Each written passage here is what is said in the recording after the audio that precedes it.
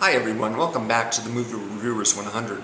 My name is Scott. I do the Thursday videos on this collab channel where we talk about movies based on a particular theme, an actor, actress, director, genre, what have you.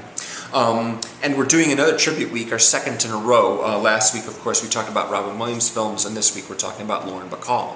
Lauren Bacall, of course, was one half of the famous old Hollywood duo Bogey and Bacall, the other half of that being, of course, Humphrey Bogart, who she co-starred in 3 films with, one of which was To Have and Have Not, that was her first film, Key Largo, and the movie that I'm talking about, The Big Sleep. Actually, EJ would have reviewed The Big Sleep himself because it's his favorite movie with her in it, but he was nice enough to let me do it because I had already picked it for myself. He did Key Largo instead. And James did a review of Lauren Bacall's a Western called The Shootist, in which she co-starred with John Wayne. So if you haven't taken a look at them, please check out their videos. The movie, The Big Sleep, was directed by Howard Hawks. I've seen at least one of his movies, Rio Bravo, with John Wayne.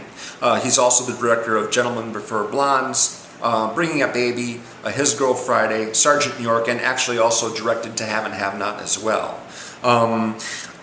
This is based on a book about the character Philip Marlowe, the private investigator, and that part's played by Humphrey Bogart. And he is, in the beginning, contracted by a wealthy gentleman to resolve a blackmail scheme. But his investigation ends up sort of being about an associate of his employer who has, or his client I should say, who has disappeared. It's been gone for a while. Supposedly he ran off with some small-time criminal's wife, but no one really knows what happened to him. Lauren Bacall plays the client's daughter. And she sort of gets tangled up in the whole mystery, as well as her younger sister, who gets into trouble quite frequently. And the case becomes extremely complicated with lots of people engaging, a lot of sort of nefarious stuff happening.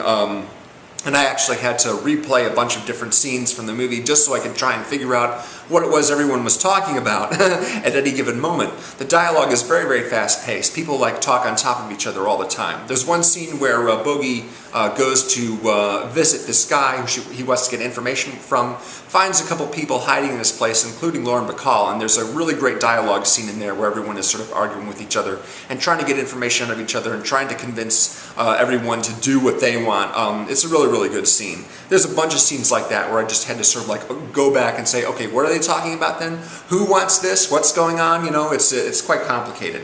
And the fast-paced nature of the dialogue is really great to listen to, but it also makes me wonder if people are that smart they can react to what people are saying almost before they've even finished talking. Anyway, it's very entertaining, of course, and it's a fun movie as well. I noticed it was really funny when Lauren Bacall's first scene, she meets Bogart after Bogart finishes talking with her father in the greenhouse. It's very, very humid, and so he's all sweaty, and she comments on his disheveled appearance. He's like, well, I could, change my shirt and comb my hair, and she's like, I doubt even that would help. And something about the way she said the word help reminded me of a clip I saw of a classic film in which a woman is kissing a man and then she gets up and says, it's even better when you help. And so I looked up that line, and sure enough, that's Bacall again, talking to Humphrey Bogart and To Have and Have Not. It's another film of theirs that I haven't seen. So yeah, I enjoyed the movie quite a lot. It's a movie that's just fun, mostly just for the acting and the dialogue. And Bogart is just one of those people who I'm always impressed with. I've seen a couple of other movies of his, most notably, of course, Casablanca.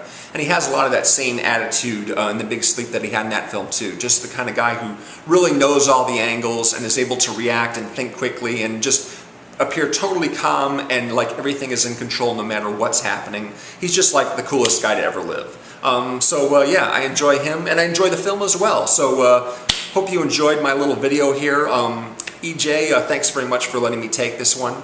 I will see you all again next week. We have a new theme starting Friday, and be sure and visit our Facebook page, the link for which is in the description below, where you can comment on our videos and also contribute ideas for themes in the future. Thanks very much, guys. Bye.